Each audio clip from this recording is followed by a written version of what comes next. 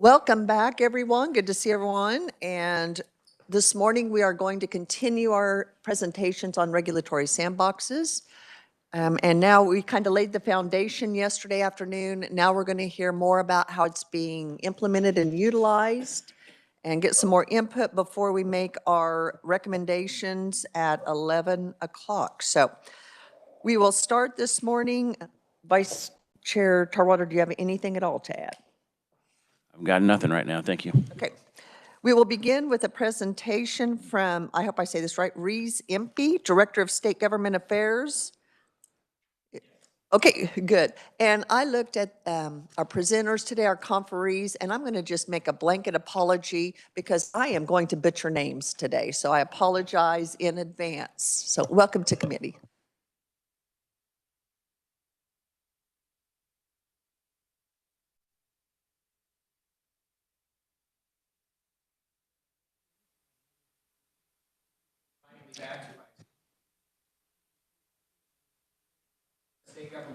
I'm sorry, is your microphone on? Is there a light? Oh, can you hear me now? There we go. Thank you. Sorry about that. Thank you for inviting me back to provide testimony today. My name is Rees Impey, and I am the Senior Director of State Government Affairs at Libertas Institute, a nonprofit think tank based in Utah. Although we work on a range of issues in the Beehive State, it's my role to work with partners across the country to bring innovative policies we've helped usher through the Utah State Legislature and bring it to other states. Regulatory sandboxes are one of those, and something we have worked on extensively inside and outside of Utah. But what is a sandbox? A sandbox enables innovators to work with regulators and legislators in trialing new products, services, and business models while rules and regulations that may be inapplicable to their ideas or a bit dated are temporarily waived. So let's say I have an excellent idea for a drone insurance business model, because why would I need the standard 6-month premium business model if I only fly the thing a few times a year? Or maybe I have a creative way to collect payments at my food truck business, or just to run a food truck. The opportunities are limitless, all depending on the structure of the sandbox itself.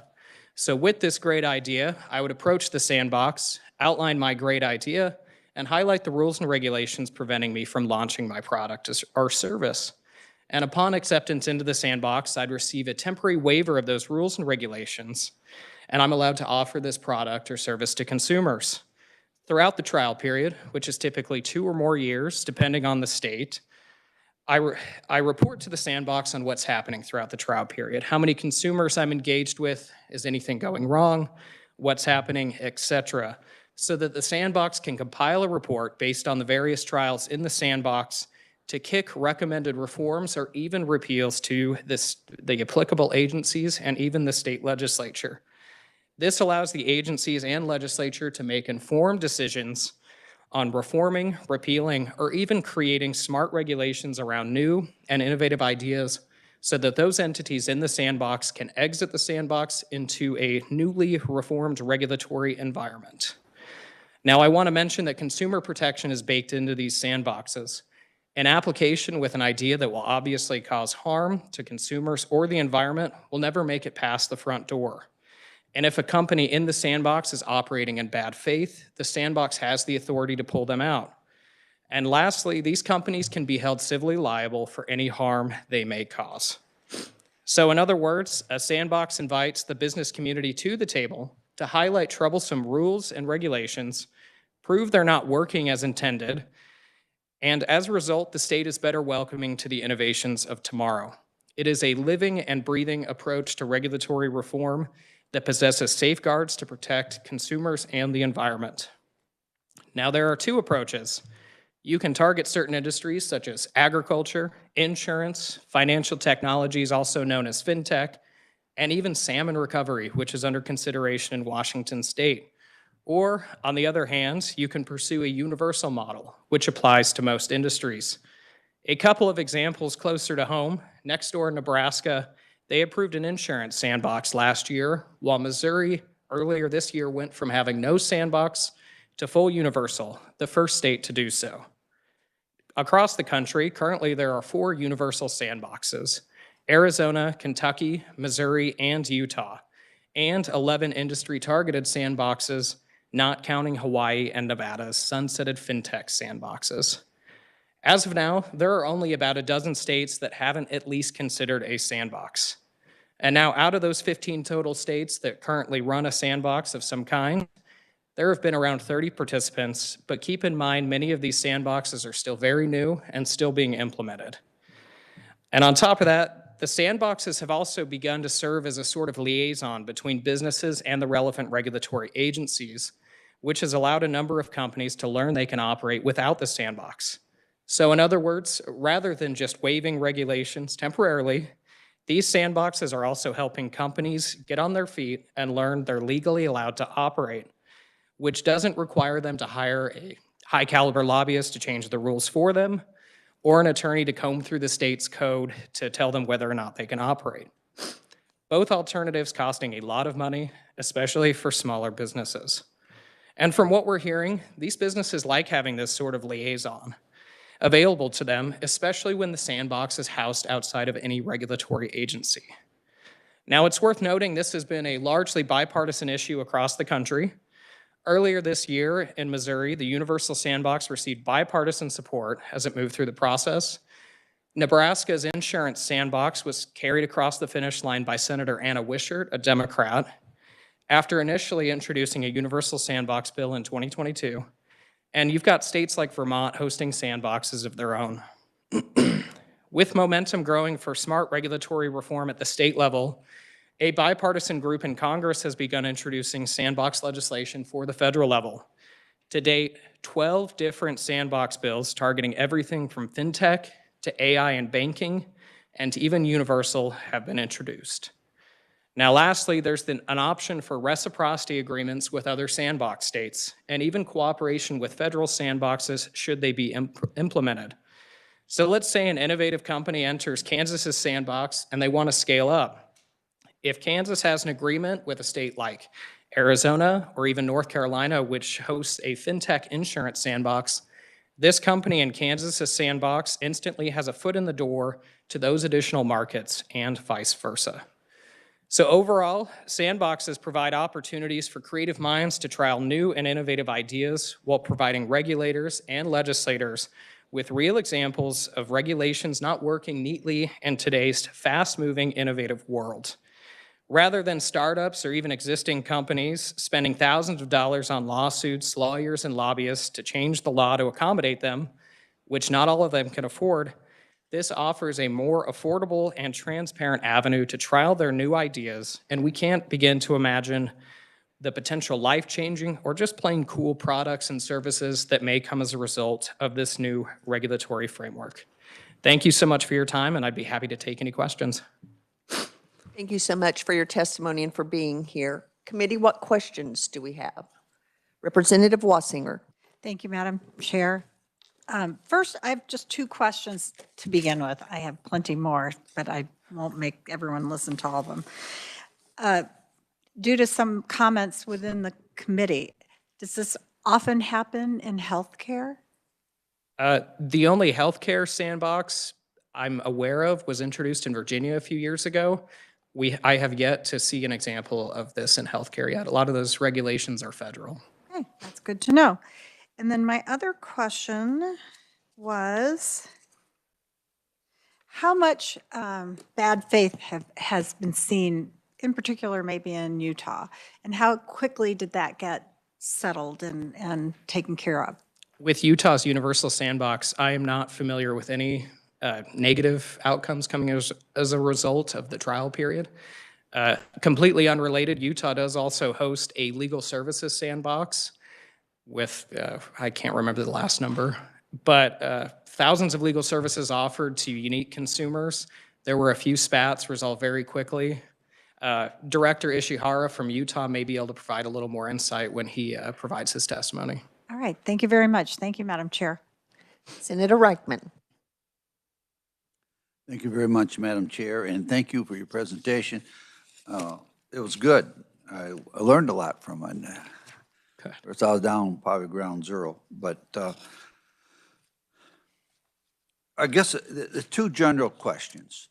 As Kansas is trying to look to go forward, if going in these directions, what model would you suggest or would you like? And number two, what are some concerns of going into this area? What can be something's a red flag to you or something we should watch out for? Thank you. So I have to speak neutrally to this. Maybe I can tell kind of the experience we had in Utah. We initially started with a financial technology sandbox in 2019. In 2020, Utah implemented another sandbox by way of insurance. And then I believe it was 2021 that Utah finally went to the universal sandbox. What we found out in Utah with the targeted sandboxes, as well as other states like Wyoming, Kentucky before they had the universal sandbox, is a company would apply to, let's say, the insurance sandbox. And although it's largely an innovative offering in the field of insurance, they also happen to touch this other area of regulations. So therefore, they have to be rejected from the sandbox. Or, and Director Ishihara could speak to this, a company comes into the universal sandbox, they're largely in this industry. It was created by agency X, but it's enforced by agency Y. So in Utah, we have found it beneficial to have broader the better.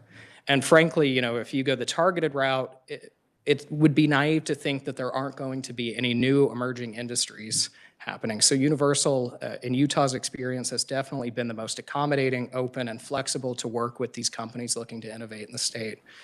Now, any red flags? That's an interesting question.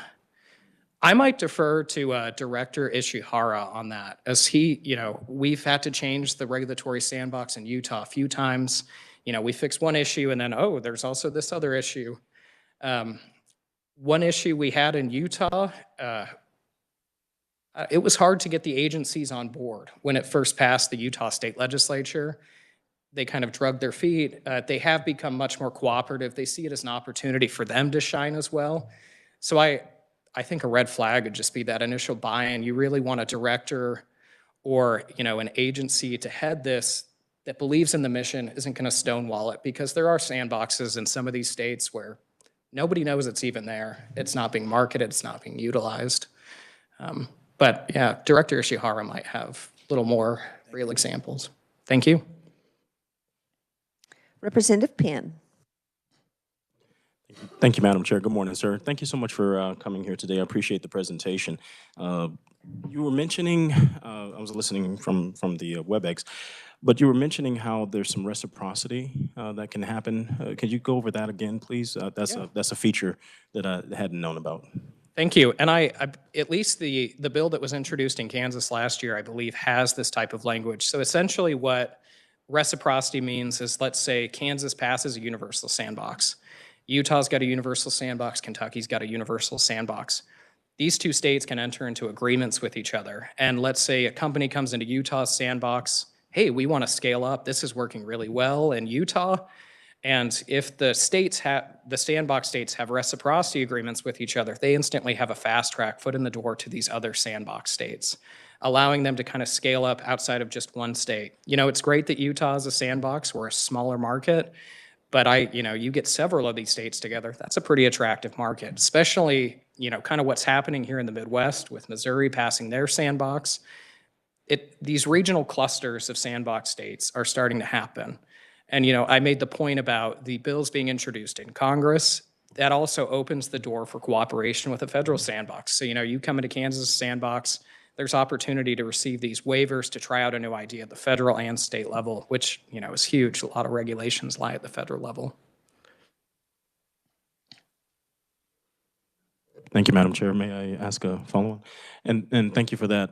That's a very good feature when you're talking about some of the changes that we see on the horizon on the federal model coming down as well. When you talk about the cost savings, as far as dollars, real dollars, what have you actually seen in Utah dealing with that, or have you seen it across the board? Director Ishihara might have a much firmer number.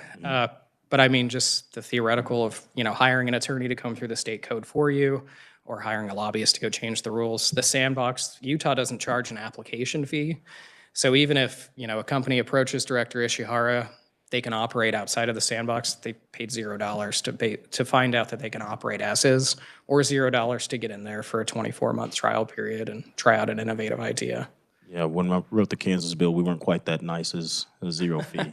But the final question, Madam Chair, if I may, for your minority-owned businesses, has this created a barrier to entry for women-owned businesses, minority-owned businesses? Has it been a boon? What have you seen in that front? Thank you, Madam Chair.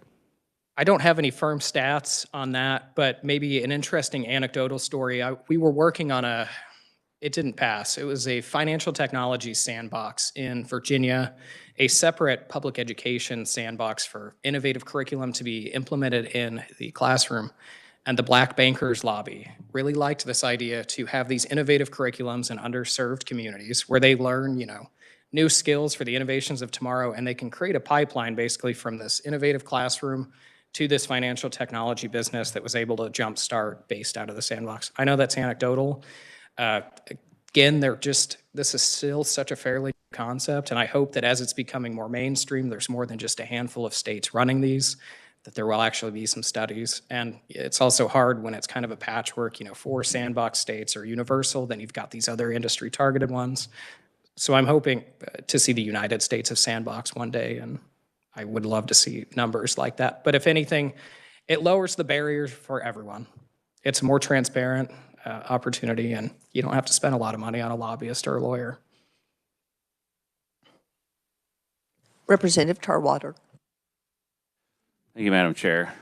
Reese, thanks for coming in. It's good to see you again. I think this is the second time you've been in front of a committee talking about sandboxes, and then I've also talked to you on the phone a couple times, and you cleared up some things for me on the last time I spoke to you. There's a lot of confusion around the last bill, and I feel like we're getting much closer to a solution here. Can you tell me, one of the questions I asked yesterday that wasn't answered, I don't think completely, when somebody brings an idea in and it's approved by the director or whoever's in charge, is it specific to the one company, or is it specific to that kind of idea or product and anyone can do it? Some of the pushback we got was, how do you avoid picking winners and losers? Yeah, I'd have to double check the Kansas language. I believe it's in there. I just can't remember where it is off the top of my head. But in Utah's bill, I believe Missouri's as well, there is let's say company X receives a waiver of regulation Y. If another company wants to come in, receive that same exact waiver, it's essentially a fast track. That shall be a factor considered in favor of approving this other applicant that wants to come in and receive the same regulatory waiver. So they are public. When they're approved, they're public knowledge, and everybody knows that there's been a change in regulation Y for product X. Yes, on Utah's website, it highlights the exact area, the citation of code that was waived. Arizona's Universal Sandbox is also very transparent, lists out the current entities in the sandbox, the alum of the sandbox, and Utah's does the same. Utah's even includes pending applications that are currently moving through the process. And on top of that, an annual report to the Utah State Legislature, which is another layer of transparency. The legislature is always keeping an eye on what's going on at the sandbox. So yes, very transparent, and something we encourage so that winners and losers aren't picked. This is meant to be as open as possible. Madam Chair. So the transparency includes the application. I think our bill kept the application private under Sunshine Law. Yes, we made some changes to that. Initially, Utah took a similar approach. The only things that can be considered confidential is if it were like a business secret that would financially hurt this company. Basically, what's giving them their edge cannot become public, but the applications, for the most part, are open to the public, something we cleaned up in Utah's bill. And then, can you tell me, when somebody brings an idea up, they're not automatic, right? They don't automatically get the change. How many, like, let's say we launch this next year, July 1st. How many applications can we expect, and how many do you think, what's the normal percentage of approval? That's a good question. That might be a better question for Director Ishihara.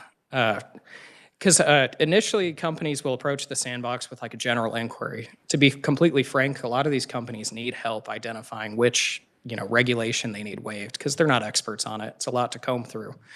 Yeah, that would be a better question for Director Ishihara, I think. I don't have that number. Because I think after the general inquiry, if they're like, oh, you don't need to be in the sandbox, they don't get posted on the pending applications.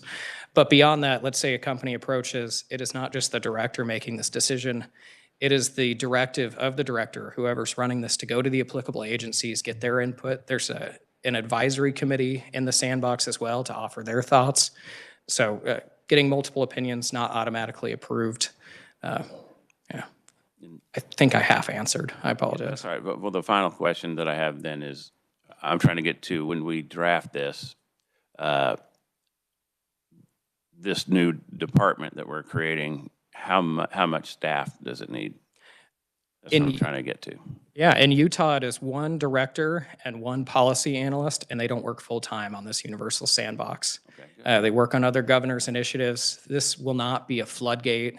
How many applicants you receive straight out the gate really kind of this has to be marketed. Folks have to know this is there in the first place. I think Utah's sandbox, if I remember from my last conversation with Director Ishihara, receives a couple inquiries a month, but it is not opening the floodgates. It's not, a multi-million-dollar program. Okay, great. Thank you very much. Thank you. Representative Shute. Thank you, Madam Chair. Was the Waymo, like the autonomous vehicle program in Arizona, was that part of a regulatory sandbox? Do you know? I don't believe so. I think that was kind of a separate agreement.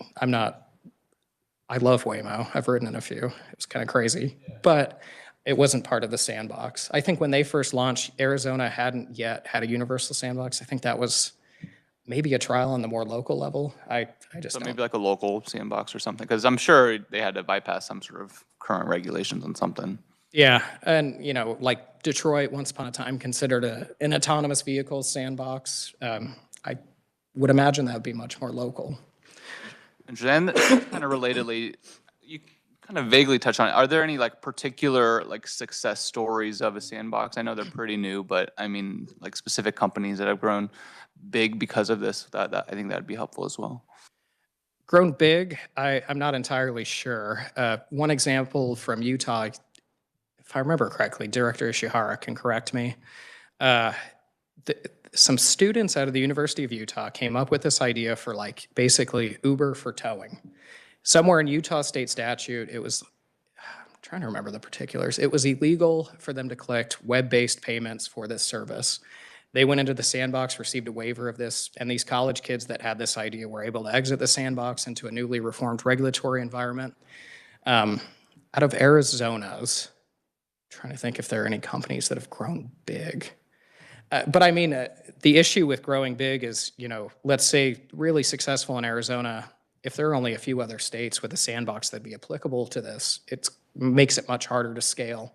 But optimistic that as more states start to get on with this, these companies will be able to scale up. And, having those more regional clusters, so it's not like, I'm here in Arizona and I'm also over here in Kentucky.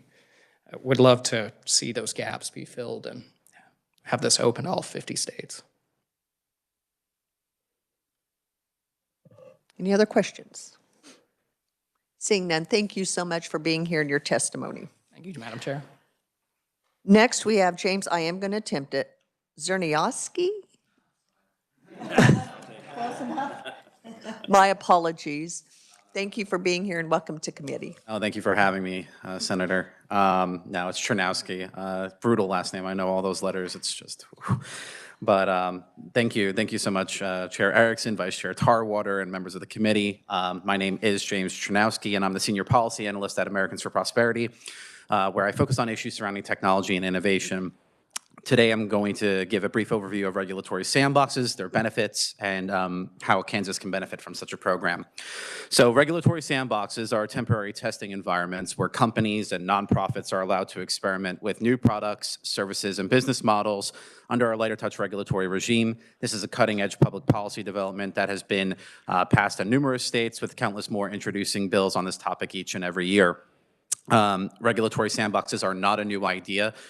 They date back, they originated in the United Kingdom in 2014 with Project Innovate, which sought to create a business-friendly environment for firms looking to enter the financial technology space to operate. The program itself was wildly successful, with over 700 participants in the program to date and billions of dollars in investment flowing into the United Kingdom. Given the program's massive success, we've seen well over 50 jurisdictions around the world incorporating such programs, seeking to empower innovation and entrepreneurship within their nations to improve their competitive standing on the global stage to attract foreign investment. I know you guys were yesterday talking about foreign trade here in the state of Kansas, so I just think that that's another point to go and underscore here, that you can certainly attract foreign investment theoretically into Kansas by having a better environment for them. But current regulations, the issue ends up being that they often are trying to fit a square peg in a round hole. Many regulations that are currently on the books were designed decades ago and do not necessarily account for the new and emerging industries of today. If you look back to historical examples, such as Uber and the gig economy, more broadly speaking, or Tesla's struggles to offer direct-to-manufacturer car sales, that runs contrary to traditional dealership models.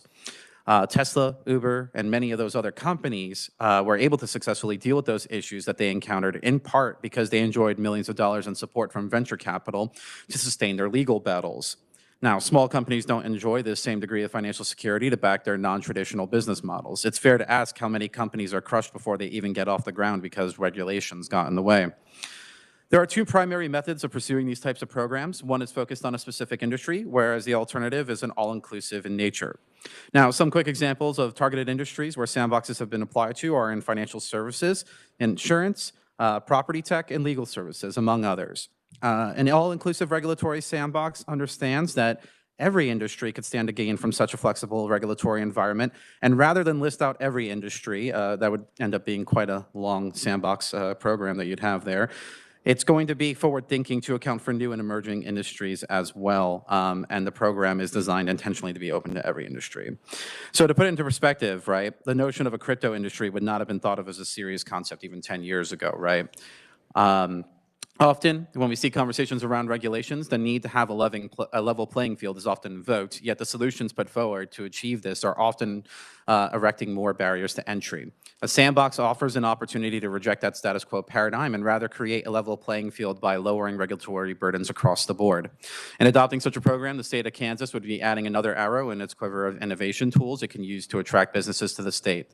Entrepreneurs and small businesses are critical to the economic development of any state, and legislation like this is aiming to ensure that the state is doing everything in its power to ensure that businesses are set up in the best possible position to be successful without compromising the health, safety, and financial well-being of consumers. I thank you for your time today, and I look forward to answering any questions you may have.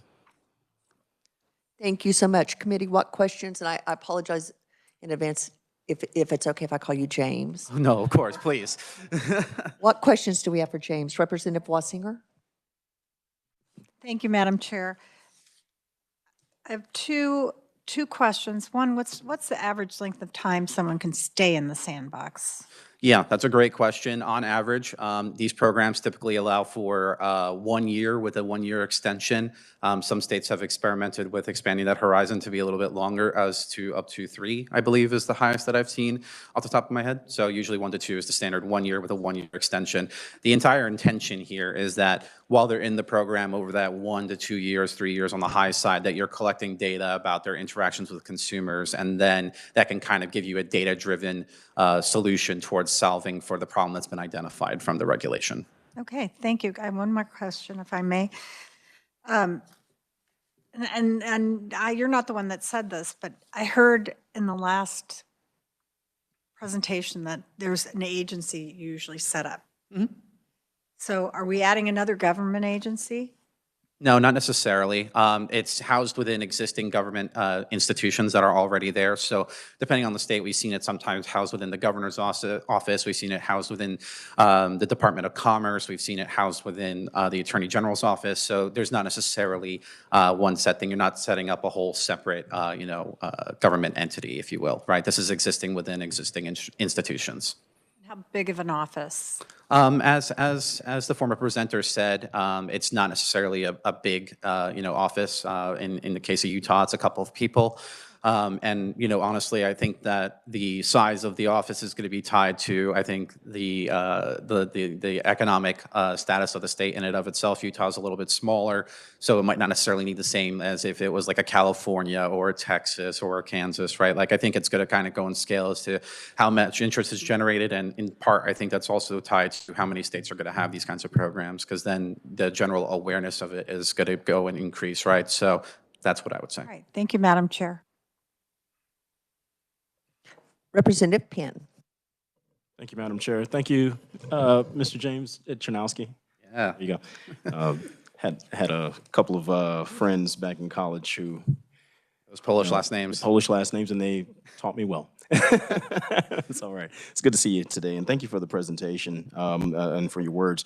On the heels of the last representative, when you see these being started up, how long customarily or on average do you see people or businesses, or do you see the language allowing folks to come in? Is it 2 years, 1 year? What is the ramp up period so that it's not activated too quickly? Yeah, again, like the process in order to get into the program, I think, you know, from start to finish is going to take a couple months. So it's not like it's like day one, you apply and you're in and you're hitting the ground running. So there's a little bit of a buffer period, if you will, to go and do the appropriate review and things of that nature. And then, like I said, you have 1 year in the program initially, and you can apply for an additional year to go and participate in the program. And whether or not that's necessary or even something that is desirable is kind of determined on a host of factors, whether or not you might have had consumer complaints lodged against you. Maybe, you know, the legislature has realized that, you know, from the experience you've had in there, that maybe there's something that they can already take and they fixed it, so there's not a need for you to participate anymore. So there's not, you know, again, like it's not immediate, and then you have the 1 year with the 1 year extension option, usually is how that goes. Madam Chair, may I ask? Thank you, Madam Chair. Excuse me, and thank you for that, sir. When you, something that you mentioned at the end of your testimony, you talk about the well-being and the financial well-being of consumers, consumer protection. Yeah. That's, we try to balance that with small government and not increasing, as the last representative said, increasing the footprint of government.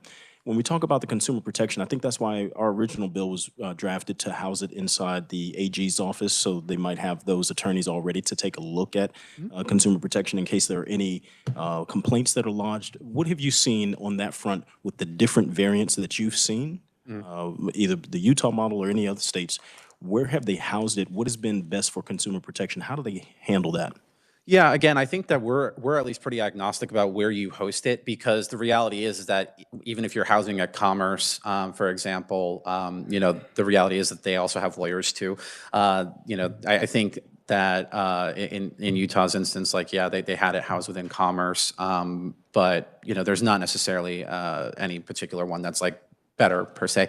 What's important is that there's a portal, if you will, so that you can go and lodge those complaints. Like, so like, I think that's one of the things, is that when you have the Office of Regulatory Relief, it has something there where you can go and file for a complaint if there is something against it. But yeah, I mean, the core tenet of regulation is to obviously protect the health, safety, and financial well-being of consumers. And the goal of Sandbox is to make sure that we're you know, being mindful about how we're going about it, to go and avoid, like, you know, the extreme cases of you know, something coming out like a innovative bridge or something, you know, where you're using something that might not necessarily you know, be as clean, right? You might have a little bit clearer of a case to go and explain how that might harm a consumer. So it's not going to go and take the extreme examples, but it's meant to have a process there in place to make sure.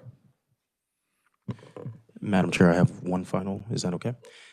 Probably not final. And I love that. It's agnostic, so there's a little bit of flexibility in where is it hosted. The concept and the concern is for consumer protection, that there's a mechanism within any of those offices to actually address those concerns when they present themselves.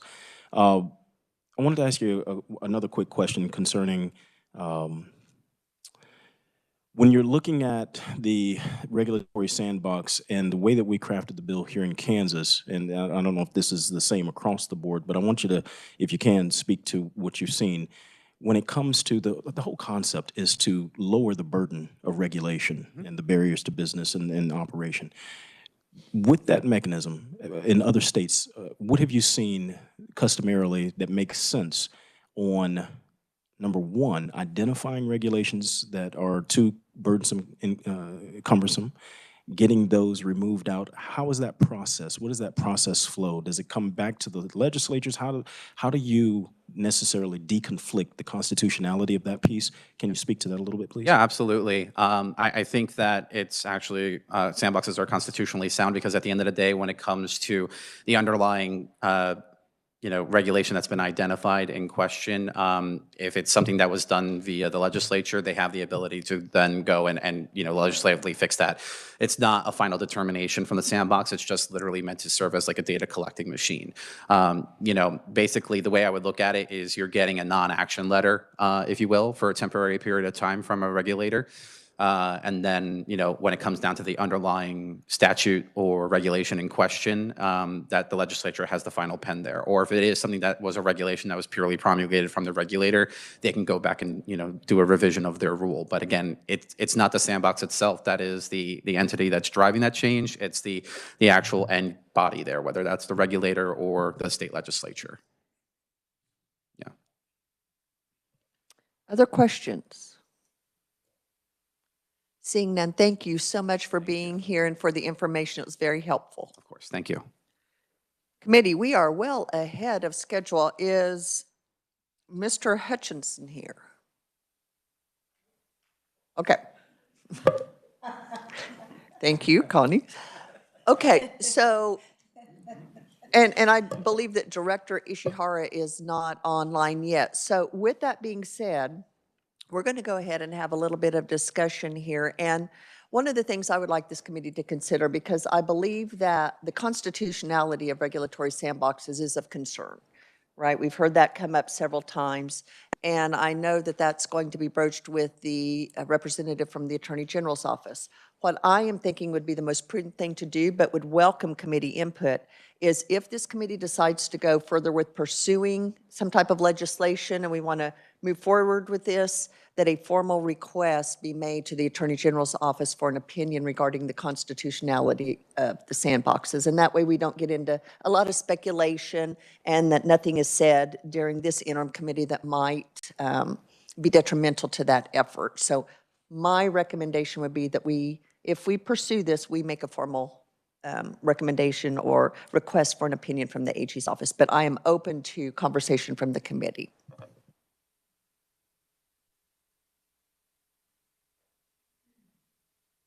I'm seeing lots of head nods. And well, so just to get the ball rolling and wet our whistles for our next round of recommendations after all of our presenters, is I will go ahead and make a recommendation that should we move forward, we make a formal request for an Attorney General opinion on the constitutionality of regulatory sandboxes in the state of Kansas. And I'll make that as a motion. Do I have a second? I heard a second. Okay. Pick one. Okay, seconded by Representative Hsu. Discussion on the motion. Seeing none, all in favor? Okay, we will make that as a recommendation. Hopefully that'll just take that issue off the table and we'll know that that will be forthcoming should we move forward. Any other discussion as we are awaiting our next conferee as far as one of the things that I think we need to consider, just be thinking about is there an advantage to doing an industry specific versus universal? Do we want to kind of dip our toe in the water, with like a fintech or some need we have, or do we feel like we should be equipped to handle universal? And that's just something I'd like to have committee input on. Representative Penn. Thank you, Madam Chair. Actually, before I ask that question, could I ask for a little bit of latitude from our conferees before we consider that particular question? Certainly. Thank you, Madam Chair. I would like to give him another opportunity to speak. The gentleman from AFP, I want to say, our friend James. Well, Representative, I thought you were really good at those last names here. Janowski. There we go. I got you, brother. I got you. Okay, thank you for coming back. And if you just introduce yourself again, I'd appreciate it. Sure. James Chernowski with Americans for Prosperity. Yeah. Right. Still swinging hard. Thank you for coming back up, sir, and thank you, Madam Chair, for allowing this. Previously, I'd asked a question, and it was fielded, but I wanted to see if we could revisit it because it pertains to what the chair has just asked. We're talking about a universal Yeah. versus a industry or an item specific, Yeah. technology specific. When we're talking about, one of the things that I've heard at several conferences that we've gone to, Sure. I've heard from several constituents over the past electoral season, when it comes to minority-owned businesses in the communities, that we have, be it women-owned businesses, veteran-owned businesses, communities of color. One of the things that they feel is that there's a barrier to entry for the regulatory burden, for compliance, hiring attorneys to read through all of the regulations, to stay compliant with it, to get them out of the fines and the fees thereafter if they run afoul. And what can you tell the committee about how this would affect, if we're talking about universal versus specific, with those communities? What have you seen to be the impact on communities of color and minority communities with businesses? Yeah. Thank you for asking the question. Certainly meant to talk about that when you were asking my former colleague Reese about it. But I think that our preference is for universal over specific insofar as that when you're going for an industry-targeted approach, you're also limiting your window of opportunity that might be available to would-be entrepreneurs, and also you're foreclosing any kind of new and emerging industries. Like I mentioned crypto, but I was talking with Representative White actually before this, where it's like, even go back 2-3 years ago, the notion of an AI industry was a little bit of a foreign concept, and a sandbox would not have, if we just had a financial technology sandbox or an insurance sandbox where you have the interplay with artificial intelligence in there, let's say, right? You might have foreclosed that because we're being a little too specific in nature. So I think that when it comes to minority businesses or women-owned businesses, really what the sandbox can offer is an opportunity. Reese had mentioned how the kids at University of Utah had leveraged the sandbox to go and do that. My hope is that you can leverage this kind of a program to work with your universities and things of that nature, so that way you can connect our future leaders of tomorrow to tools to basically help them be in a position to be successful, right? So I think that the other good example of that, they haven't passed it in Indiana yet, but in Indiana, the Ideas Center at Notre Dame was very excited about this, in part for those kinds of reasons. They have a lot of young, bright women, and they have a lot of smart entrepreneurs there, and they see the sandbox as giving them a runway to testing out their ideas before they're out of college, and then having to go and figure all that out with the compliance costs. You mentioned compliance costs, and one study found something like 1 to 3%, and 3% if you're on the bigger side with over 500 employees, of all your costs are going to be for compliance purposes, right? It's not cheap. And when you're talking about the cost of regulation on the American consumer, you're looking at $1.9 trillion on the entire economy, which comes out to about $14,000 per family in compliance costs. And then even just over this past administration, if you want to put a further emphasis point there, the cost of affording the same style of life that you had just 4 years ago has increased by over $10,000+. And that's in part due to inflation. But some of that inflation was also spurred via numerous items of regulation that were clamping down, whether it was on our energy sector, on our business sector, more broadly speaking, through mergers and acquisitions and other kinds of activity, right? So there's a lot of ways where the government can go and really impose costs, sometimes unnecessarily, sometimes unintentionally. And the sandbox can, I think, serve as a conduit to trying to connect people with the resources that the government has in this instance to kind of get them on their feet going. Because like I mentioned during my testimony, right, like Uber, Tesla, all those kinds of companies, they have millions of dollars in venture capital. They're not really going to have an issue. They can afford to go and either have the legal battles or to go and have lobbyists go and write the laws to go and fix it for them, right? But if you're a small business, you're not going to have the average $300 an hour plus the retainer fee to have a lawyer to go and sort this battle out. You're going to be relying on a nonprofit like the Libertas Institute or Americans for Prosperity or something like that to try to help you get through this. And we're certainly good, and we're going to do everything we can to go and advocate for all these businesses and people in these states across the country. But the government should be on the people's side with trying to help them get there and be as successful as humanly possible. So that's where we're excited about Sandboxes, is that we think that it actually gives small businesses and to your point, minority people and women an opportunity to go and interact with their government in a way that normally would only be reserved for people that have resources and access, right? So I think that that's something that's really a positive outcome that I at least I'm excited about when I look at Sandboxes. And thank you for that, Madam Chair. And when you make mention of, well, let me do this for my colleague that's not here today. There was a question that came up yesterday in the context, criminality, malfeasance, things of that nature. Yeah. My question is more, the second question is more, when you talk about universal, you're not just talking about a particular item or product, if you will, that can fit into this regulatory sandbox scheme, but also services as well. Can you speak to that, as well as if there's something that's criminally liable, someone that's doing something that's in contravention of the law as it currently states, what would be the impact of that? How is that handled? Yeah, so I think that's a great question, and I think about Otmo.com, which was a company in Utah that sought to do borrow from the healthcare sharing ministry model to do that, but for car auto repairs. They got shut down because of regulations, and he had to go and fork out over $100,000 as a result of his troubles. But when it comes to the sandbox, I think that it's important to note that it's not going and exempting you from all other obligations under the law that are existing for you, right? Like, it's just narrowly targeted to the specific law or regulation that's been identified. So you still have other general consumer protection laws. So in the event that, somebody's been harmed by one of those companies, again, there's still some level of accountability that is possible there, including up to removal from the program. And again, if there's other kinds of consumer protection laws that have been violated, rarely is it ever just like one thing. I think when a company finds itself in legal trouble, there still are other instruments at your torts, rather, I should say, at your available disposal to go and utilize if someone's been harmed. So it's not a blanket shield against all kinds of legal considerations, but it is meant to go and deal with, I think, some of those specific concerns that might otherwise prevent a business from being able to get off the ground. Thank you. Representative Shue.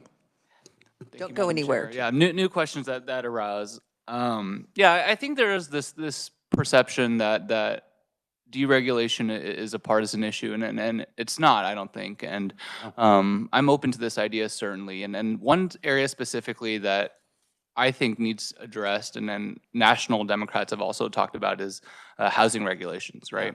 And I think we have a opportunity and an imperative to make housing cheaper for people. Do you see any way that we can kind of massage or finagle this? Like, regulatory sandboxes are kind of revolved around products.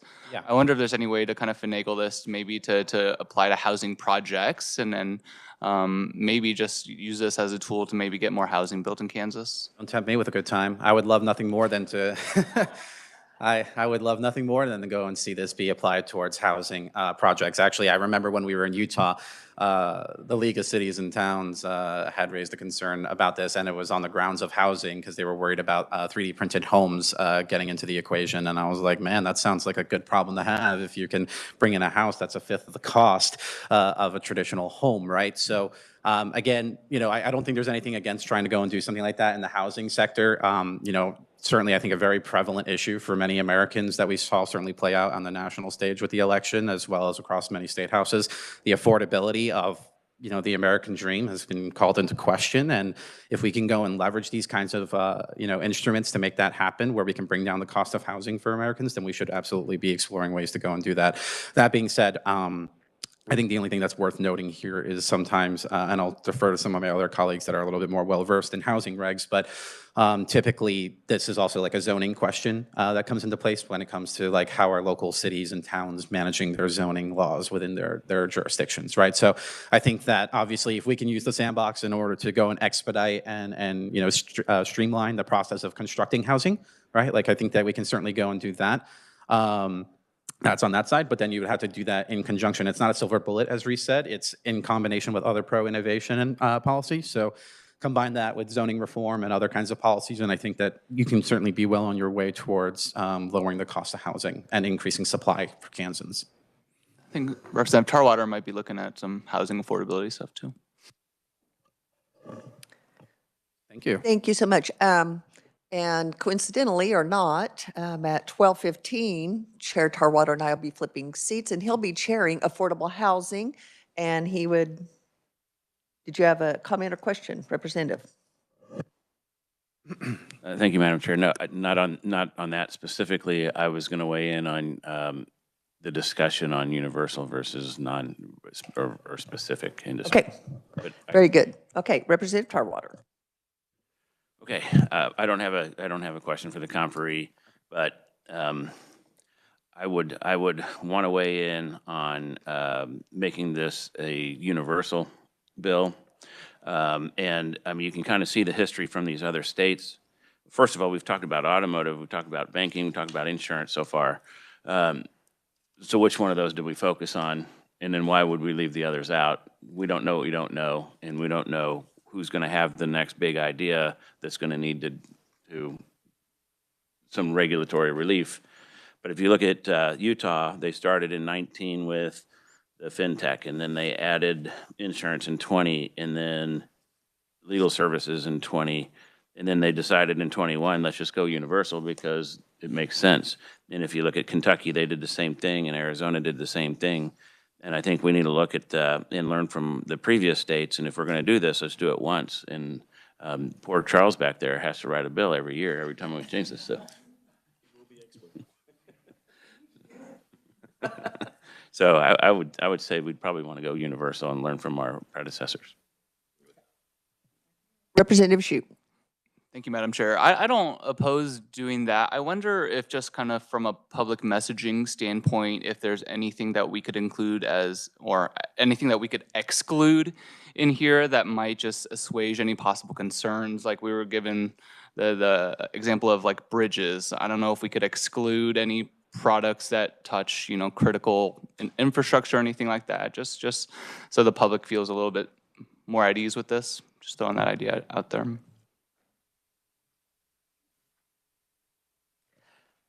Senator Reichman. Thank you very much, Madam Chair, and I wish Representative Carmichael was here because he asked some questions if it was going to be fair or not for one particular group or whatever.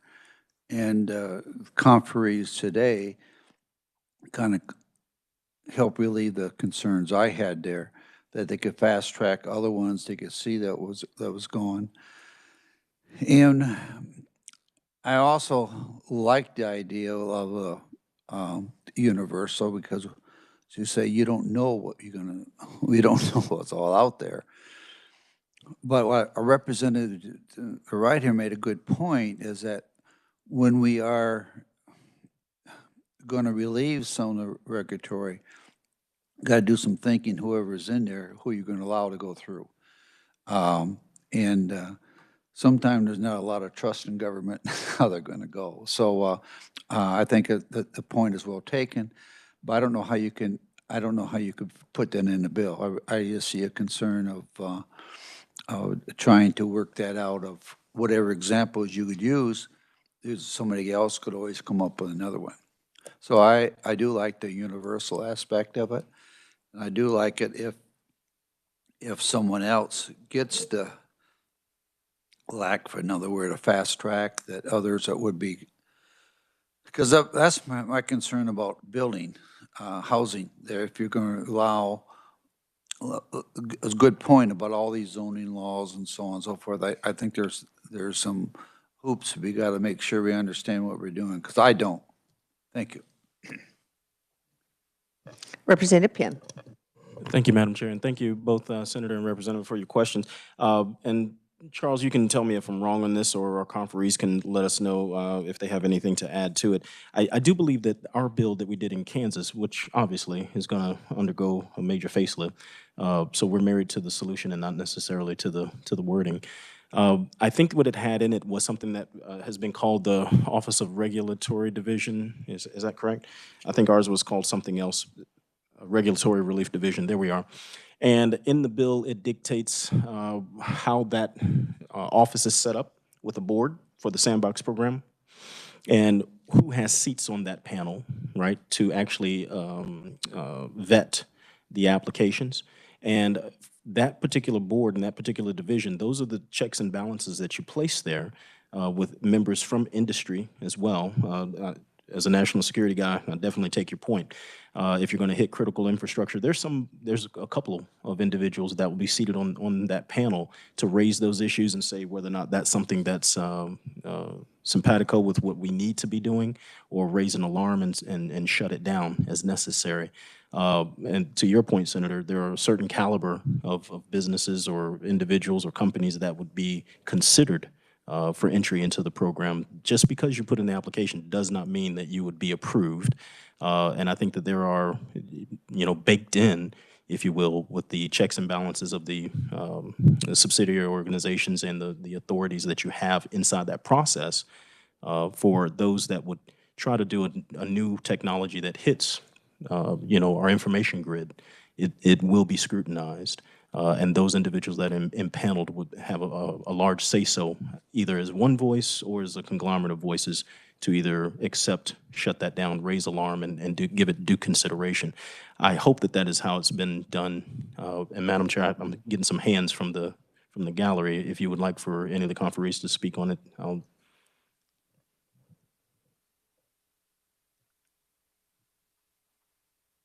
Hi, James Stranowski, Americans for Prosperity. But yeah, to answer the question, when it comes to the risk profile stuff, to your point, it does get reviewed by that advisory board that makes the recommendation. Also, I believe is currently constructed for the Kansas bill, and certainly in Utah early on, as Reese was indicating before, agency has the right to go and veto a decision to. So like to your point, like if there was a bridge or sensitive infrastructure, stuff like that, where the harm could be a lot more clearly articulated, like those kinds of extreme cases are not what's going to necessarily be the prime candidate for like a sandbox kind of thing. It's meant to be, I think, a little bit more focused towards the service or a business model, stuff of that nature, not necessarily, the critical things that you were mentioning. So figured that was worth to go and highlight. And I know Reese probably had something he was going to add. So thank you. Representative Shute. Thank you. And I understand that, and I got that out of the discussion. I'm saying when I'm trying to sell this to constituents or talk to constituents about this, it's harder to say, especially in my district, like, oh, Chris Kobach has an agency that'll review it and he'll make sure it's okay. That's a hard sell for my district. It would be easier for me to say, actually, the bill that we passed excludes, bridges, it excludes critical infrastructure. I'm saying just from a public standpoint. That's totally understandable. And like I said, at least earlier in our presentation, we're relatively agnostic where it gets housed to. So whether it's with the Attorney General's office or it's at Commerce or wherever, what we care about is just that there's a place for it to be housed that can serve as a resource for people to be connected to what is a promising program. So. Okay, committee, we will have more opportunity for discussion along this, but we do have Director Ishihara online. So we're going to go ahead and move to that. So just hold your thought. We will have more opportunity for discussion. But we're going to turn to looking at Utah's experience with their regulatory sandbox program. And we have Director Ishihara from the Utah Office of Regulatory Relief. Are you there, Director? Yes, good morning. Thank you, Madam Chair, committee members. I didn't have anything pre-planned. I didn't want to cover everything that the Reese and James already covered. I more wanted to just address any questions the committee may have, if that's okay, Madam Chair. Well, I think we have plenty of questions, and specifically how Utah has implemented regulatory sandboxes. And I know that the previous conferees were gracious to say, I think that's a question better for Director Ishihara. So we will take this opportunity now to get that expertise. So Senator Schallenberger. Thank you, Madam Chairman. We're ahead of schedule because I'd kept my mouth shut. So we'll chime in now. A couple of questions. One is, did you get pushed, in your state, did you get pushback from agencies that would have typically been the regulator of these new products or new services? I can just see in Kansas that would happen. So did you get any pushback? Did they commit, and were applications denied because of heavy pushback from the regulatory agencies? What we've experienced and developed in our program is we have kind of an informal pre-application process to avoid that. So we meet with the agency and the business, and we kind of do basically a gut check. Like, should we proceed? Is this worth even submitting an application, or is the agency going to veto it outright. Like infrastructure was brought up. I've been listening to the discussion, and that's a difficult one because there's no exit plan. So our first contract is for 1 year, and then that can be extended for a second year. And so in those cases, there's really no exit plan. And so it's kind of just based on each application. But it's like in that scenario, we would present it to, say, our Department of Transportation if it was in that situation. And they would highlight why it was a bad idea, and then we just wouldn't proceed with the application. Now, if we meet with the agency and they say, hey, this is kind of gray, we haven't seen this before, let's proceed and move forward, that's how we handle those situations. But that was like learned over time, like you're hinting at. Initially, we would just send applications blind to the agencies, and they were caught off guard. So we kind of try to cut that off with our initial process. If I can, oh, thank you very much. And how many rejections do you have? I mean, have you had 100 applications and 99 went through, or more like 100 applications and 99 got rejected?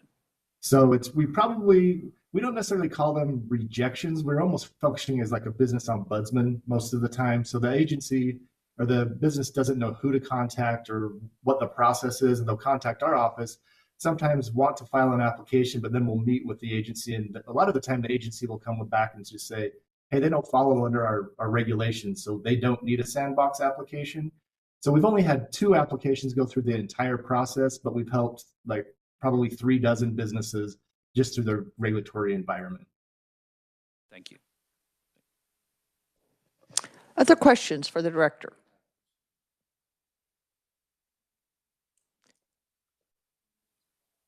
Representative Tarwater. Thank you, and thank you for being here. As I start to discuss this with other representatives and senators, I have difficulty explaining some of the examples. Can you give us a few examples of of success stories that you've had that a small business would not have otherwise been able to become a business?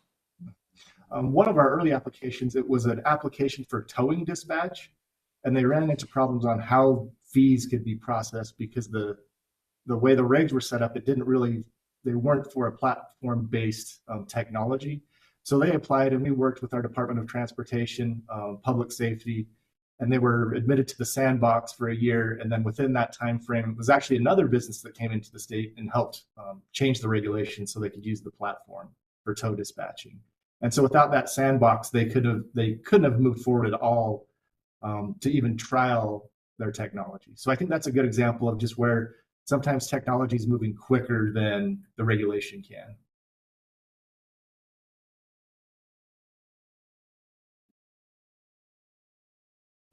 Representative Penn. Thank you, Madam Chair, and thank you, Director, for being online with us today. Your team has been very, very thorough, but I just wanted to ask kind of the same question that I asked of them and see if you might have, anything else that you wanted to add to it. When you talk about, well, let's go this direction.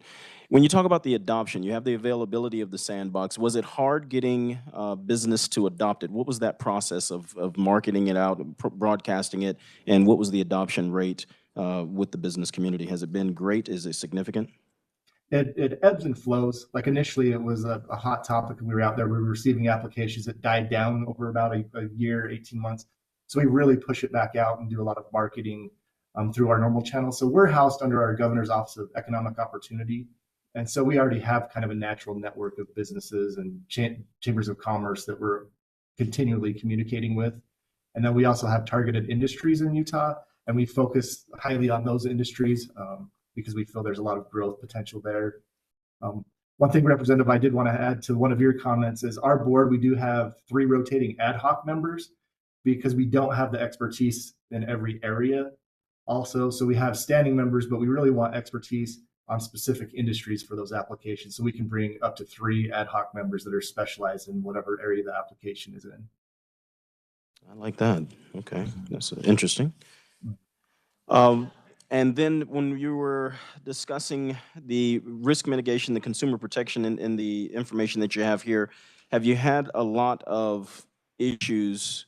We were talking about consumer protection and how that, wherever it is hosted, you said you're in the Office of Economic Opportunity. How does that work with consumer protection? I know you guys have a link that you can probably come into and make a complaint. How is that fielded? Is there a lot of personnel that it takes to stand this up? No, there's myself and I have one policy analyst on the team, and so we can handle the workload and the feedback. And then we just built the participants' requirements into the application process, and then through the contract, how often they have to report. One of the things that I would raise to when you're discussing it to constituents or public is we can revoke the participation for any reason at any time. So if there is any public harm, we can just revoke their participation. Where on the regulatory side, which is part of my background, you have the informal proceedings, or it can take months to take action. So having a participant in the sandbox is actually, in my opinion, a little bit safer for consumers for new technology, because it's any sense of potential public harm, we can revoke their participation. And Madam Chair, if I can ask one final, I don't want to hog the time.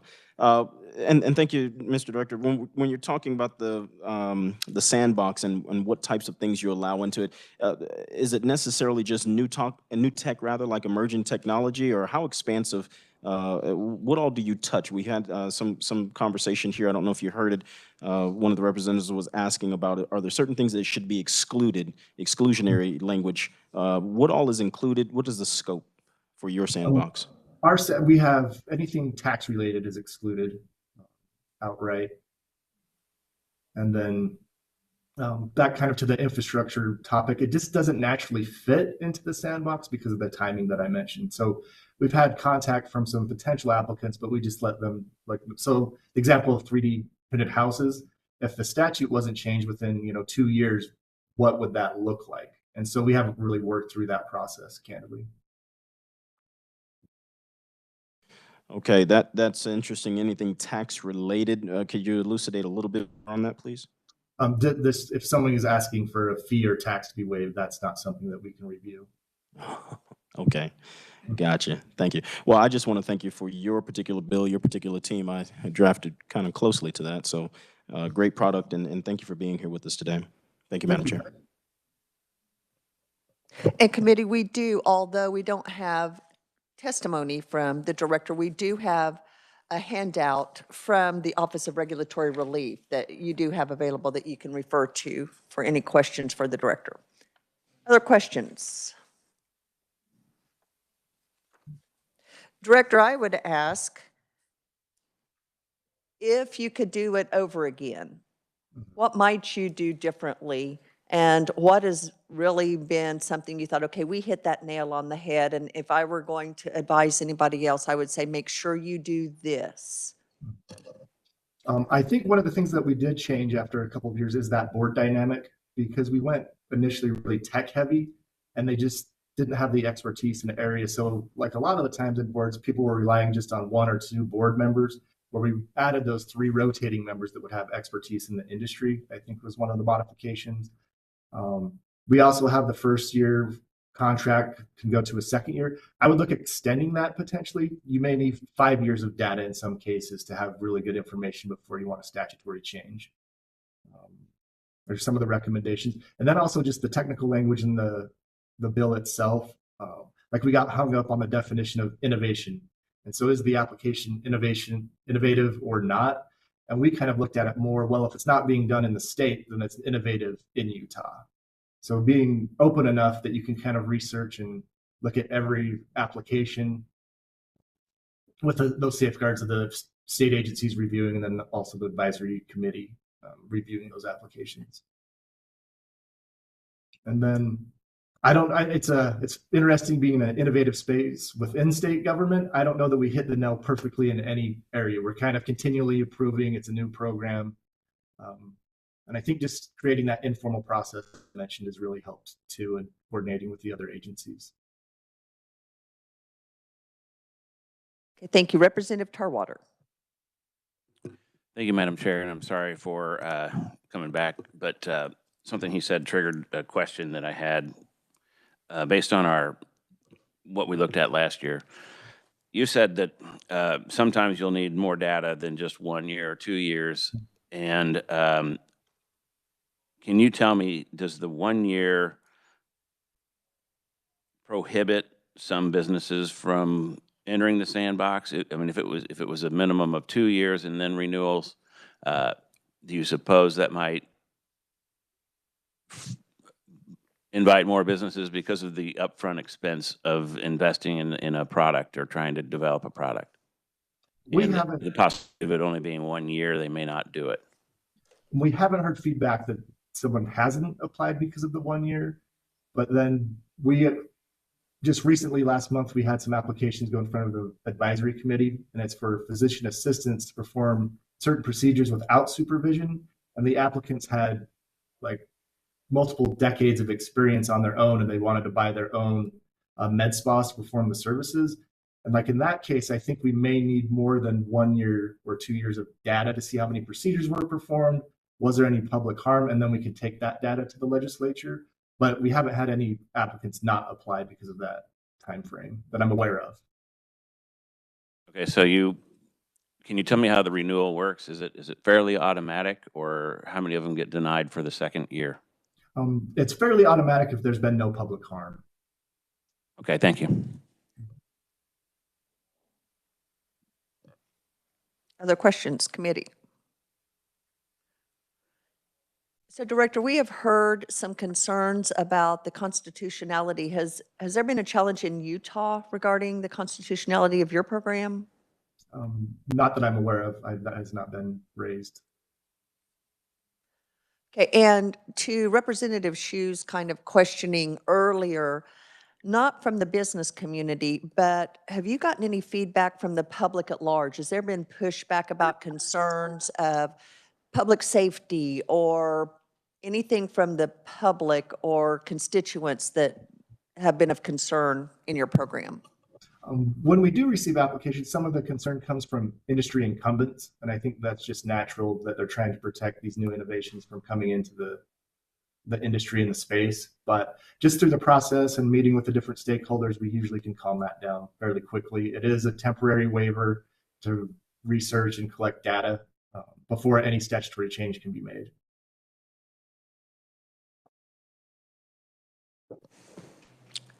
Okay, committee, anything else? We have a golden opportunity to hear from someone who's been there, done that, so.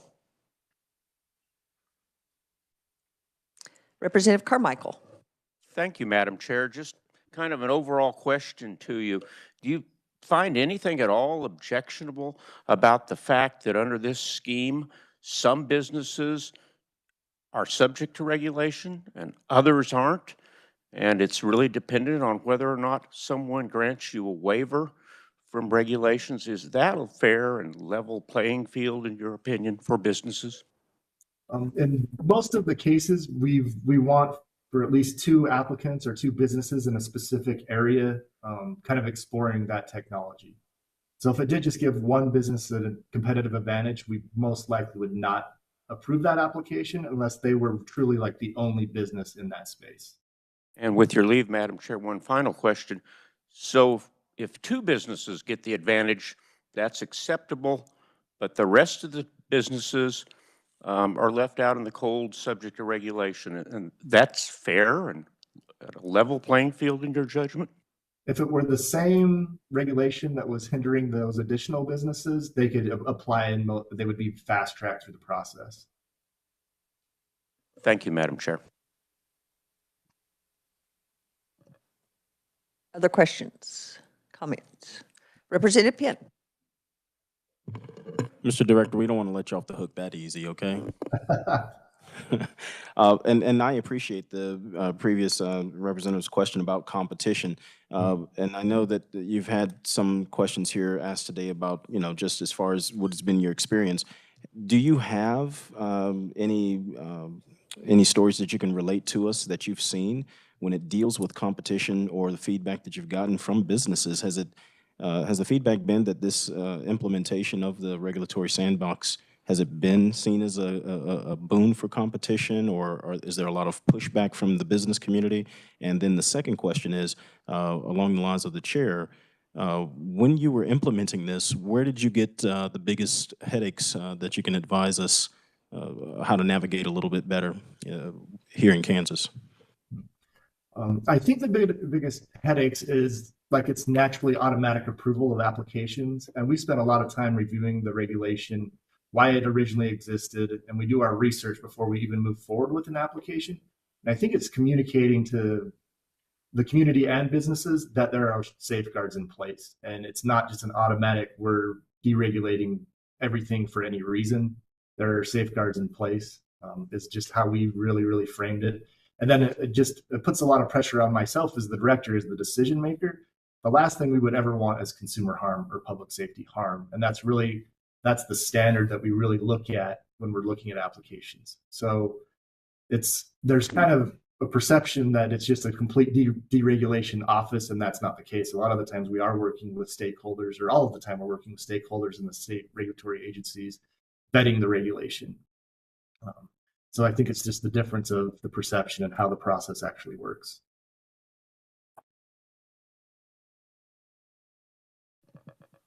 Other questions? Seeing none, Director, thank you so much for your time and sharing your insights. It's invaluable to have someone who has the experience of having lived what we're looking at doing in Kansas, being willing to share with us. We appreciate so much your information and sharing that with us. So thank you very much for being here this morning. Yeah, thank you, Madam Chair. Thank you, committee.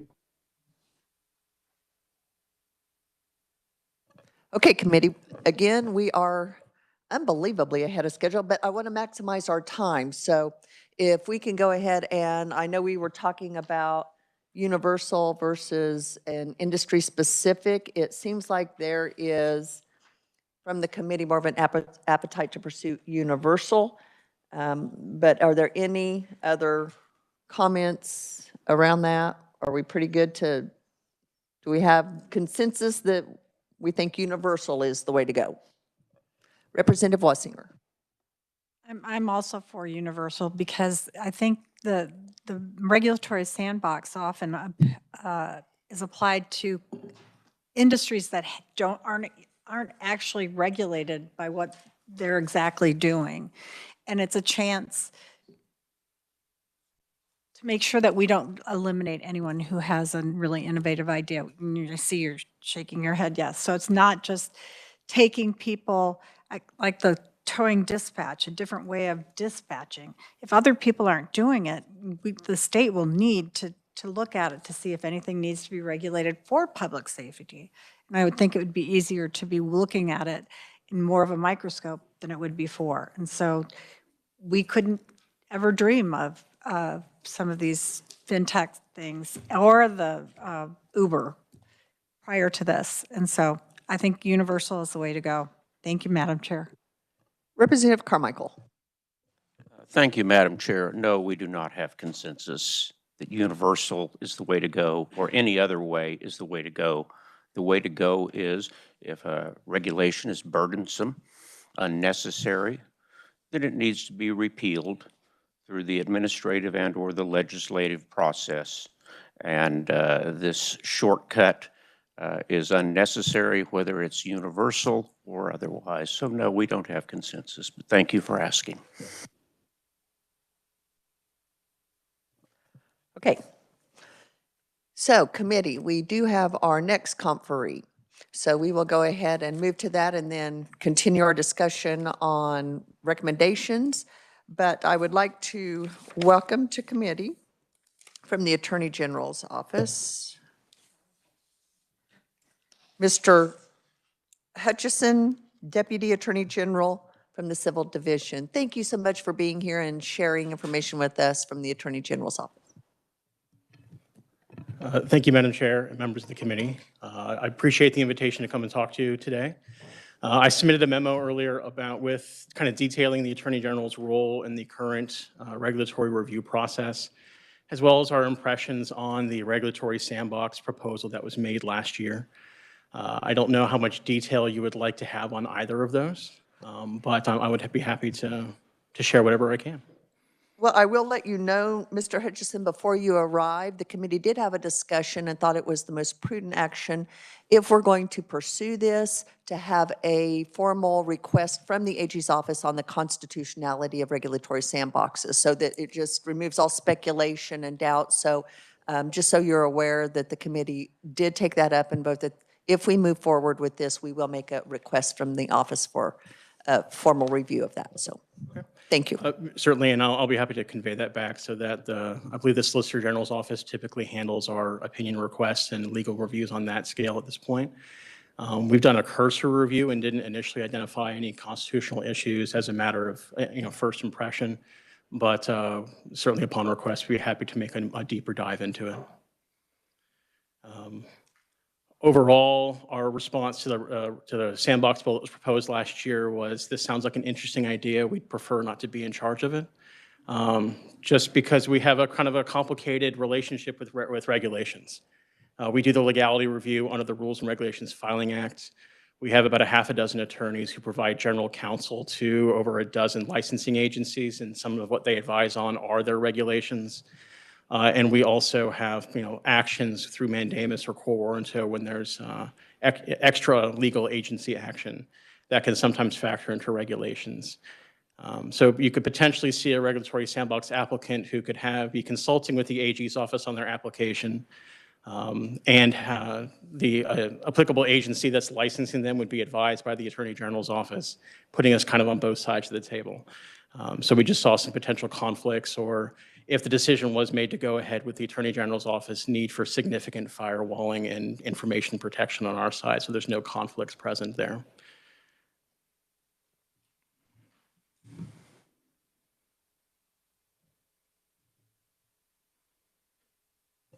I see in your testimony that you do address the statutory application process. Can you just kind of walk us through that quickly so we have just an overview understanding of that? Absolutely.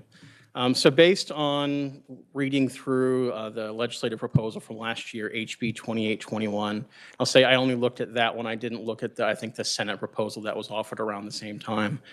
This process laid out creates a very collaborative relationship, I think, between potential new market entrants and the state government.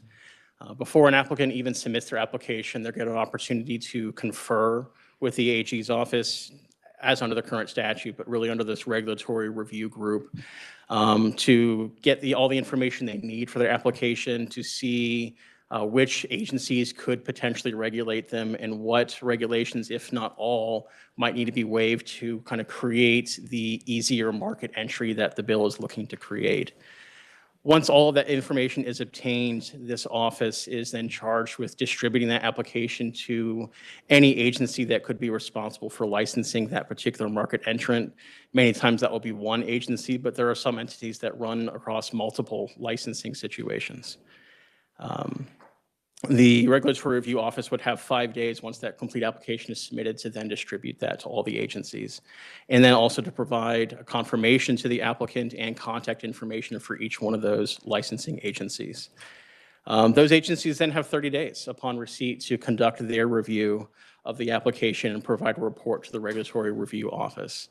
That report is going to look at what regulations, if any, can be waived, what reasons they would have to prohibit certain regulations from being waived, whether it's public safety or another justification, and an overall recommendation on review or rejection of that application. The proposed bill rather also gave certain agencies permission to outright reject some applications on particular grounds.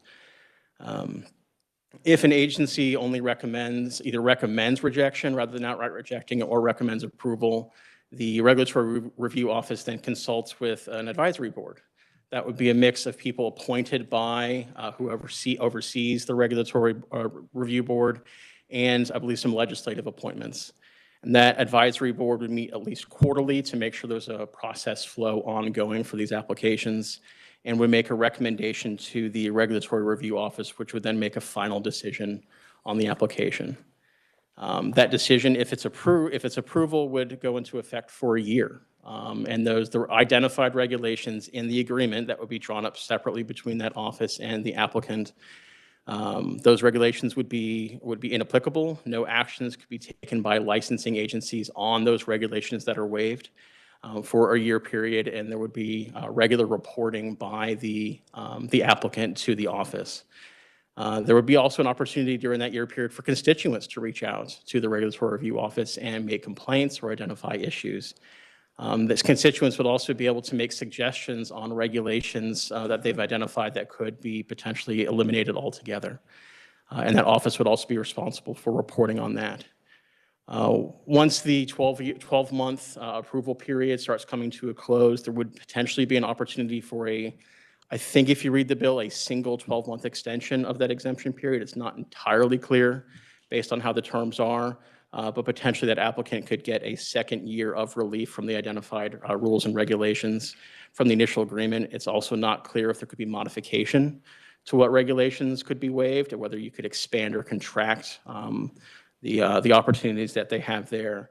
And then once either the 12 or 24-month period ends, there would be reporting by the applicant to the Regulatory Relief Office on how it worked with constituents, what the opportunity meant, costs that were saved, I think as well as provide feedback on the process to the Regulatory Relief Division.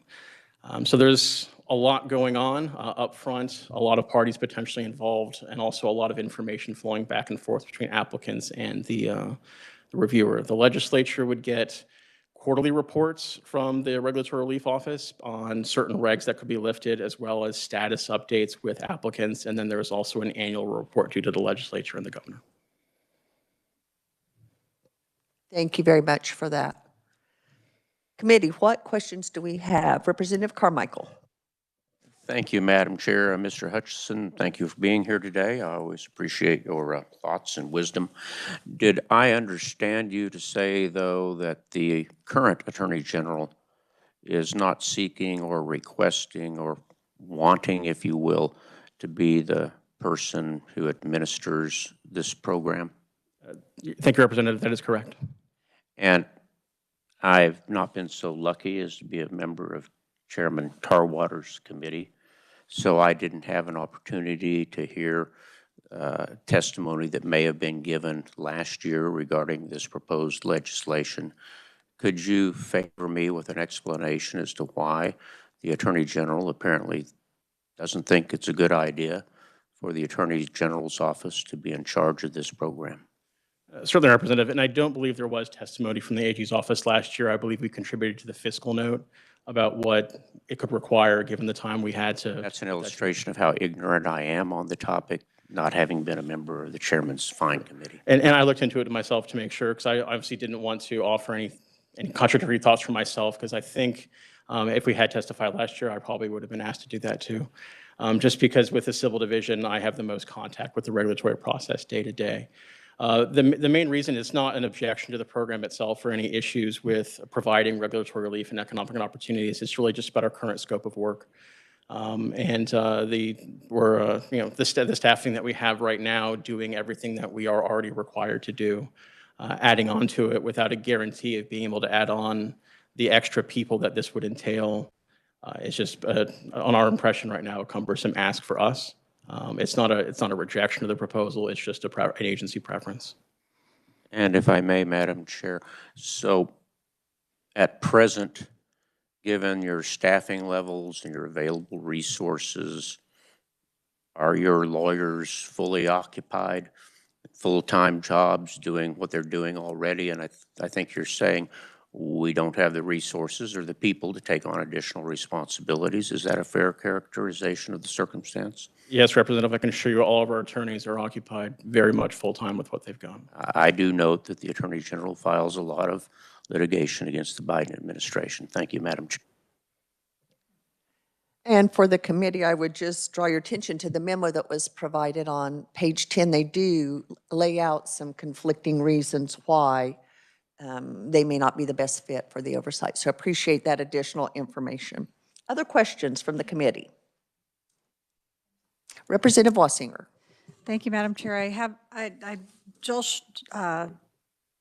KLRD's Jill Shelley sent me some information that might quiet some of Representative Shu's concerns. It says in KSA 66-404, it gives the Secretary of Transportation authority to devise and adopt specifications for roads and bridges. These are specifications that are not adopted in rules and regs. So I do have she emailed me the citation. So that would be one concern that would be alleviated. I would think and this is just off the top of my head, maybe a different way to communicate with motorists regarding changes to the tollway or whatever, and any kind of, something like that would be more likely to be in there, not the building of roads and bridges. Does that help? Okay, thank you. Thank you, Madam Chair. Any other questions for Mr. Hutchison? Representative Penn. Thank you, Madam Chair, and thank you, Ms. Hutchinson, for being in here today. I appreciate your memo that you gave to us, as well as your testimony here before the committee. Let's see. With the AG's office that you represent, it's not, you've done a review of the concept of regulatory sandboxes. Looking at the bill from last year that died in committee, obviously, it's, as I said before, it's going to receive a facelift. But the concept of regulatory sandboxes, as you've read the bill, you don't see any constitutional issues in there as far as the that particular body repealing any regulations or anything to that nature outside of what the purview is, both for the AG's review as well as what the legislature is supposed to do concerning their duties by the Constitution. Thank you, Representative. If I may have been misremembering the bill, I think with that body evaluated the rules and regs landscape and would make recommendations and report to the legislature about regulations it thought could be repealed. I don't think it had itself any authority to do so. So that didn't bring up any of the Stefan issues or things like that that get involved with the agency itself that promulgated not being the entity revoking them. Short of a change in the underlying statutes. Okay. And Madam Chair, the reason I bring that up, I know that we're going to, if we move to consider this in committee with the next legislative session, I just wanted to make sure that the concept of regulatory sandboxes is something, as we've carved out in this particular bill, for this body, the entity rather, to consider, grab the data collate that data, make a recommendation, also keep the joint committee on administrative rules and regulations in the loop as well, and also rely on, if it were to be housed in the AG's office, we've gone through that a little bit, talking about consumer protection and all those types of things. Can you explain for me, I think I'm so sorry, don't have the page number down. You said in here your recommendation were that if it fell under the Office of the Attorney General, that it should go under the civil and be subjective to the civil deputy and the chief deputy in the civil division. What exactly is the civil division? Can you help me understand that piece right there? Certainly. Why is it pertinent? It's just pertinent because the bill as proposed, you could read it to say that the director of this group would be appointed by and only accountable to the Attorney General. And if we were to house it, we would just prefer to be able to set up our internal accountability structures.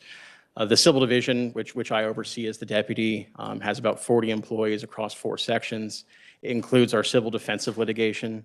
It includes plaintiff's actions, not of the type that Representative Markle mentioned, because that's our special litigation division. But for example, when we have issues with the legality of annexations or things like that, actions within the state, we pursue some actions there. We also provide administrative litigation support to about 24 agencies, general counsel support to overall about 24 to 30, depending on how you count them, entities, and all of the licensing and registration activities by the Attorney General's office, or concealed carry, bail enforcement, private detective, roofing, scrap metal, and charities are also all under the Civil Division. Through the General Counsel role, and the group that does General Counsel also does the legality review under the Rules and Regulations Filing Act. And I think we reviewed about 1,200 proposed regulations or regulatory amendments or revocations last year. The civil group just has that day-to-day contact with regulations, and I just have a lot of exposure to the act and to the agencies. And also, if there's a consumer issue or a constituent issue, the clearest possible conflict would be with the Consumer Protection Group under the Public Protection Division. So if we had to create firewalls, the easiest way would be to house it from the start within the Civil Division. And Madam Chair, thank you for the latitude, and thank you, sir, for that answer. That really helps out. And I'm just doing the mental exercise going through this. When we talk about the firewalling, it seems like it's a little bit simpler to do if it's falling under the Civil Division, and thank you for letting me know that.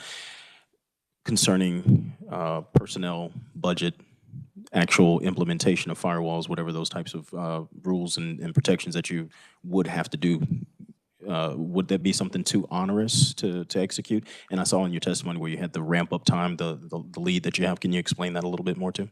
Sure. As to the first part, I mean, we would definitely have to add new personnel, which hasn't been the easiest process for several years now. Yeah, because our current attorneys, as we've already discussed, are definitely at capacity right now. And it would be a whole fifth section, a new section of the civil division added on. The ramp-up time I was talking about would be, there's responsibilities for this regulatory review division to create its risk-based modeling for how to assess applicants. It has authority to issue rules and regs in the process, and there would need to be some fleshing out, not just definitionally, but some of the process parts to develop the application, identify people to get appointed to the advisory board. So there's just that lead-up time before we could even see an application in our hands or even begin that final application consultation to get everything together. Representative Carmichael. Thank you, Madam Chair. I would observe also, I think, Mr. Hutchison, that another role that you personally play is, last time I was a member of the Rules and Regulations Board, you were in fact the chair. Is that the case? Yes, Representative. I sit as, for 2.5 years now, I've been the chair of the State Rules and Regs Board, which approves temporary regulations, which arguably would have a lesser contact, I hope, with here, trying to figure out the proper process or even the prudential issues of waiving temporary rules and regs, and these would get more complicated than I'd like to dive into. But yes, that is a role I personally play in the process. I just would hate to see the civil division of the AG's office be overburdened, and I would hate to see you have to wear too many hats, because one person wearing too many hats can result in multiple conflicts of interest. So I appreciate that and certainly can't disagree. Thank you. Any other questions for Mr. Hutchison? Seeing none, thank you so much for taking time and for your testimony today. Thank you very much. And as I said at the end of the testimony, I'm more than happy to continue working with the legislature on this going forward. Thank you. Okay, committee, that concludes our conferee testimony, so we will go ahead and move. We are a little ahead of schedule. Does anyone need to take a break?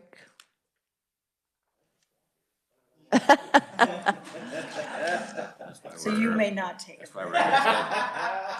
Yeah.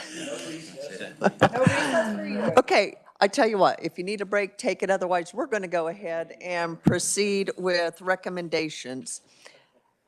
And so in light of some of the conversation, and please, committee, correct me if I'm not assessing the conversation and where we're at correctly, but I do think the first thing we need to do is decide, is this an area that we want to make recommendation to continue to pursue in the next upcoming session?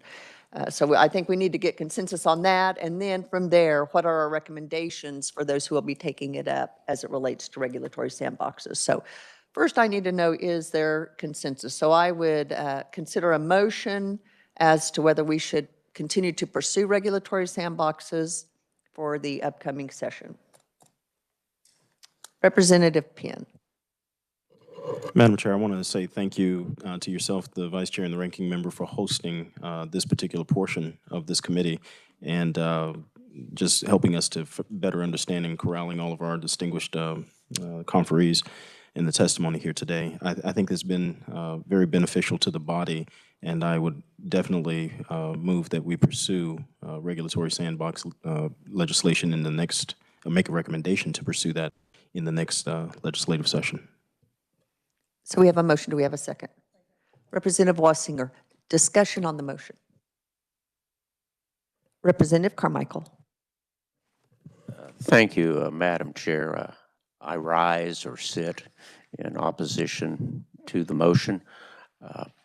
The fact that this committee has spent 3 or 4 hours talking about regulatory sandboxes doesn't mean that we're any more prepared or better qualified to render opinions on the propriety or desirability of this type of legislation than the standing committees that the legislature already has. The Commerce and Labor Committee certainly is an autonomous committee, and the chair will entertain whatever bills or he or she feels are appropriate. And there's no need for us to make a recommendation one way or another, because I know at least on the House side, Chairman Tarwater is going to do whatever he thinks is in the best interest of the state of Kansas. And quite honestly, I don't think he needs our advice. Thank you. Any other comments or discussion? Seeing none, we have a motion and a second. All those in favor say aye. Opposed, no. Motion carries.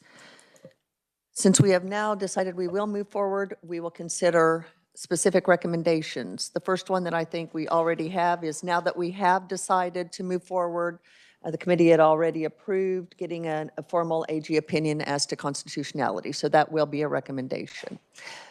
The next one I think we need to decide that will probably shape further recommendations is, we have talked about universal versus industry specific. So if someone wants to make a motion regarding that, I will entertain that motion. Representative Penn. Thank you, Madam Chair. I know that we had a robust discussion about that. We had some very valuable testimony come forward as we asked questions, and I am in favor of pursuing universal regulatory sandbox, and would move that I would move that we recommend to the legislature that any legislation would include universal versus industry-specific sandbox regulation. You've heard the motion. Do we have a second? Representative Wassinger, discussion on the motion. Representative Carmichael. Thank you, Madam Chair. I think we understand what the intent of this motion is, but I think we're using sloppy language if we say universal versus industry specific, because if it's universal, then it's going to apply to the entire industry. I think there's probably a better term than industry specific. I think what is conceptualized there is individual company or business specific. In other words, I get the exemption for my widget factory, and you don't get the exemption for your widget factory. Whereas universal, I think, means that everybody who makes widgets gets the waiver. And so I think by saying industry specific, we're probably not using the right phrase, but this isn't my idea, and I'm not going to try to fix it. Thank you. Thank you, and I believe that language came from the expert conferees in defining the two types that we're dealing with. But Eric, I believe you had some input on that. Yes, thank you, Chair.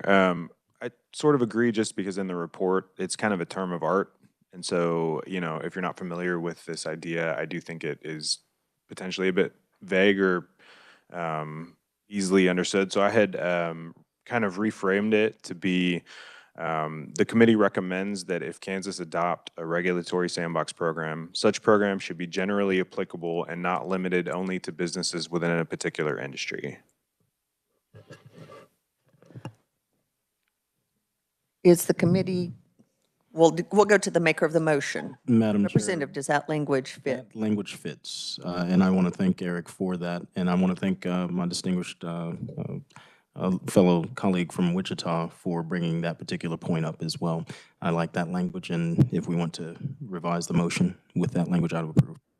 Is the second, and Representative Bossinger accepts that. So, any other discussion on the new language that Eric shared, or the concept of general, which I believe was in the HB 2821, was general. So I think that's being consistent. So any other discussion? Seeing none, all those in favor say aye. Aye. Opposed, no. Motion carries. So I think that kind of gives us a good framework for any other additional recommendations. So I will open it up for consideration of other recommendations from the committee.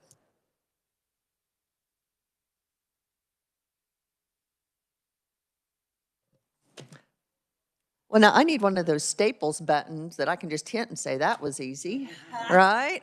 Okay. Oh, Representative Tarwater. Okay. I knew it was too easy. Representative Tarwater. I apologize, Madam Chair. We had an issue that popped up early yesterday when we were kind of doing some background on the economic impact statement issues that we have.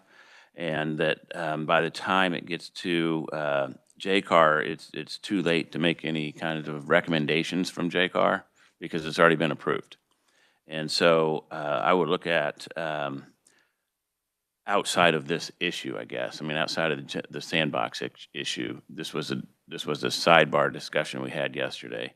But I would like to make a recommendation that we look at that process and see if we can maybe reverse it and allow JCAR to look at some of these things before they're actually approved, to weigh in on them, noting that they can't really change anything, but their opinion should count.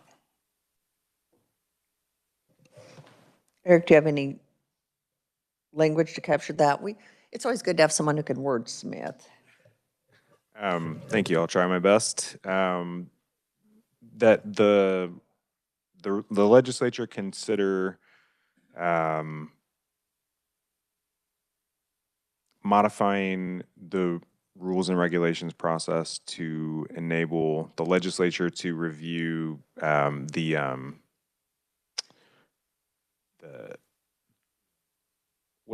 financial statement. Can you Economic impact. Economic impact statement? Did the legislature be authorized to review the economic impact statement prior to its adoption? I don't know. Okay, I'm going to ask Representative Tarwater, can you maybe Okay, so here I can make it more concise and specific, if you can? I'll do my best, and I guess I'll give you an example. So a lot of times these economic impact statements come in and they say NA, or yes, I talked to industry professionals, or I talked to, our department talked to attorneys from both sides, and the economic impact statement is negligible. When that gets to the agency, that suffices to them and they move forward with the regulation.